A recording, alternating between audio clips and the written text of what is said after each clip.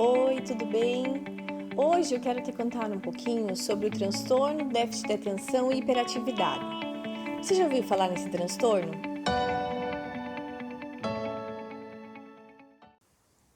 Se você é professor ou professora, muito provavelmente já se deparou com um aluno com esse transtorno. Aquele aluno que não consegue manter o foco e o professor fala: aqui, olha para mim, vamos pegar o livro de matemática e abrir na página.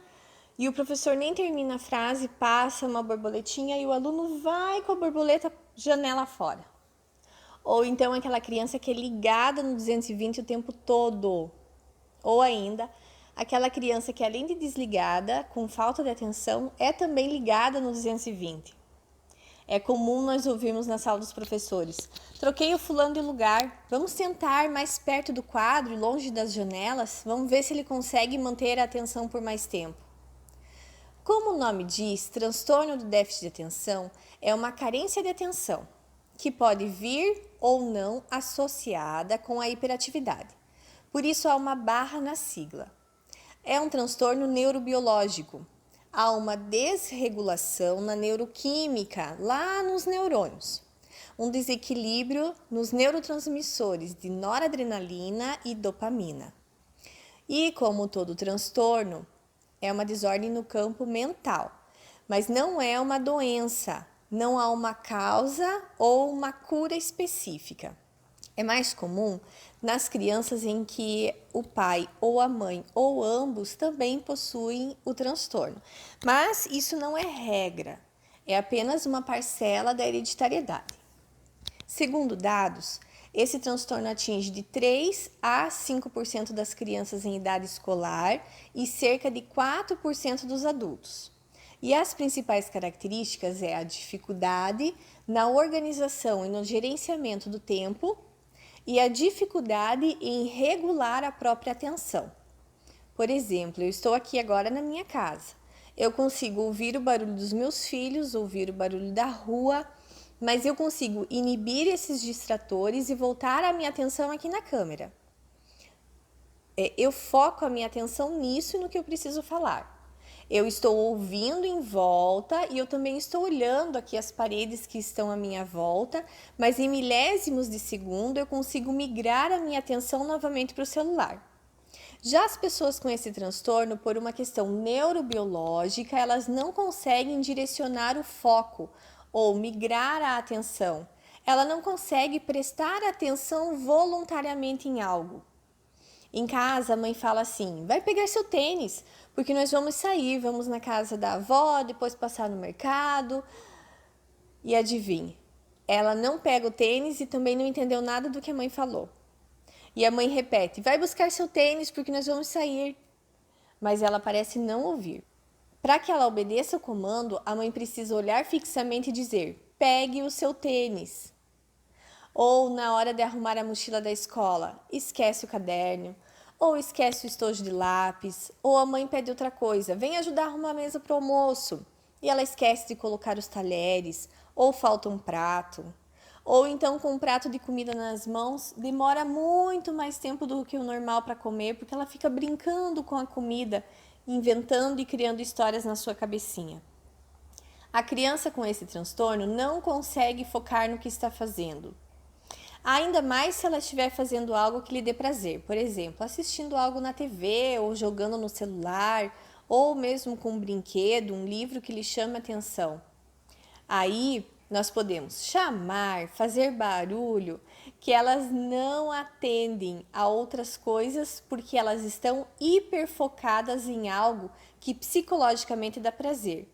Ela sente-se recompensada, elas conseguem blindar os distratores.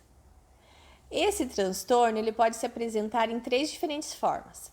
A primeira é com predomínio na desatenção.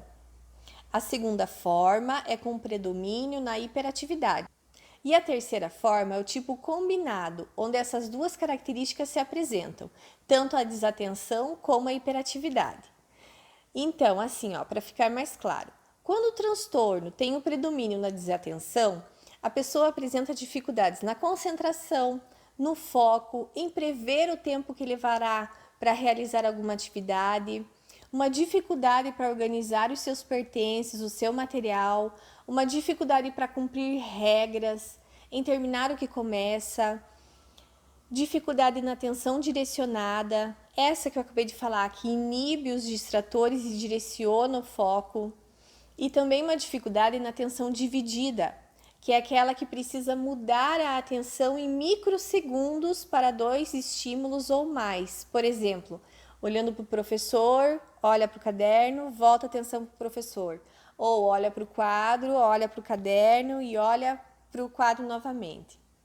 É importante nós conhecermos esse transtorno, pois nós podemos evitar certos desconfortos nas crianças e adaptar as atividades para que ela não tenha prejuízos. Por isso, para crianças pequenas, nós evitamos dar um quebra-cabeça com as peças desmontadas, pois isso não faz sentido para ela. Ela muitas vezes pode fixar o olhar em uma peça isolada. Então, primeiro, nós mostramos o quebra-cabeça montado para que ela tenha uma noção da imagem e aí sim nós desmontamos e incentivamos com dicas para ela montar. Ou ao lado nós damos uma imagem completa para que possa servir de modelo. Também nós podemos evitar o tracejado, sabe aquele de passar com lápis por cima dos tracinhos ou atividades de ligar os pontos, porque ela pode fixar o olhar nos pontinhos e não compreender o sentido da atividade. Já a característica da hiperatividade, como o próprio nome diz, hiper, é o aumento da atividade motora. É uma agitação constante.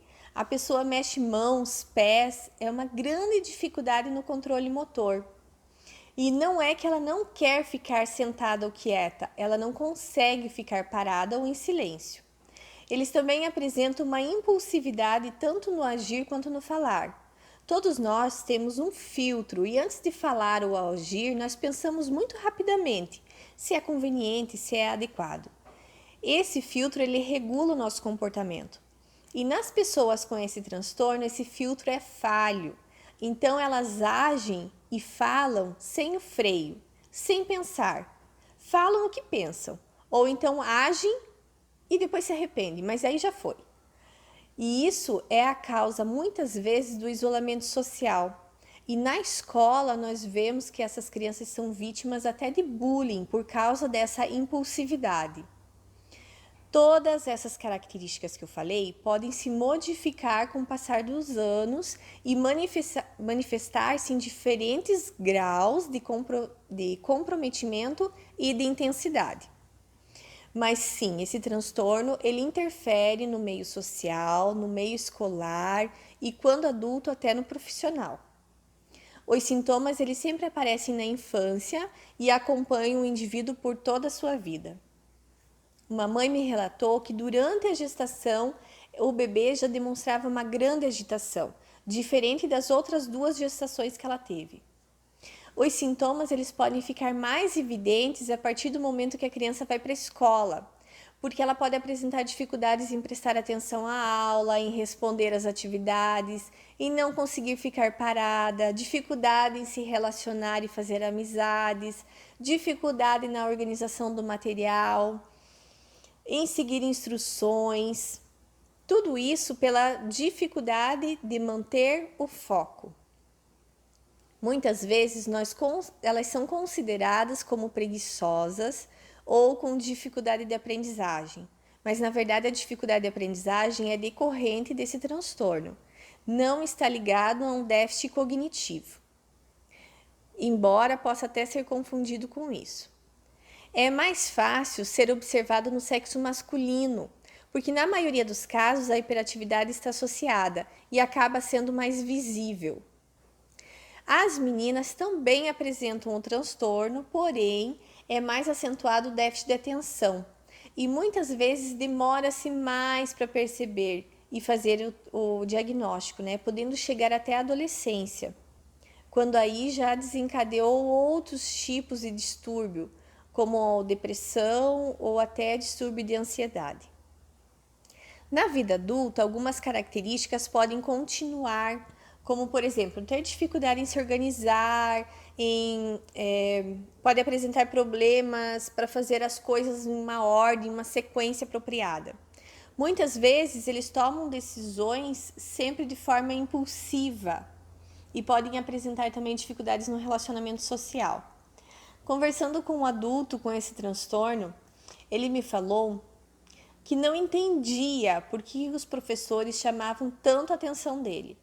Ele não percebia a diferença do comportamento dele com o comportamento dos colegas. E ele não entendia por que só ele ia para a sala da direção. E essa é uma grande lição para nós professores e para os pais. Eles não compreendem a diferença dos comportamentos. Nós é que precisamos ir mostrando e ir sinalizando os comportamentos desejáveis de acordo com as situações. Eu perguntei como que ele está hoje, né? Como está a vida hoje?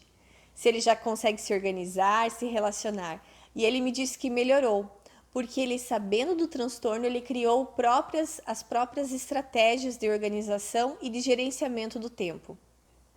Mas ele continua esquecendo a chave do carro quando sai de casa e agora também esquece a máscara. O diagnóstico é clínico, realizado por um neurologista ou um psiquiatra. Esses profissionais normalmente pedem uma série de avaliações e testes para profissionais de várias áreas, como psicopedagogia, psicologia, fonoaudiologia, dependendo do caso. Mas quem faz o fechamento, o diagnóstico, é o neurologista ou o psiquiatra. Quando elas são crianças, elas necessitam de muita atenção, paciência, acolhimento, psicoterapia e algumas vezes a medicação. Não há cura, mas há técnicas e estratégias para minimizar os prejuízos. Esse é um transtorno que merece muita nossa atenção. Beijos e até o próximo vídeo! Falando sobre esse transtorno, eu lembrei de um aluno que eu atendi no 6º ano. Ele era o tipo combinado, ele era muito agitado, muito falante. Ele agitava o grupo todo, mas ele era um querido. E eu chamava ele de forma carinhosa de Chuchu. Vem cá, meu Chuchu, deixa eu te mostrar isso, Chuchu. Olha para mim, Chuchu. E um dia ele olhou para mim e disse: professora, chega de me chamar de Chuchu. Eu nem gosto de Chuchu. Pode me chamar de Bacon. Eu também prefiro Bacon do que Chuchu. Um beijo para todos os meus alunos.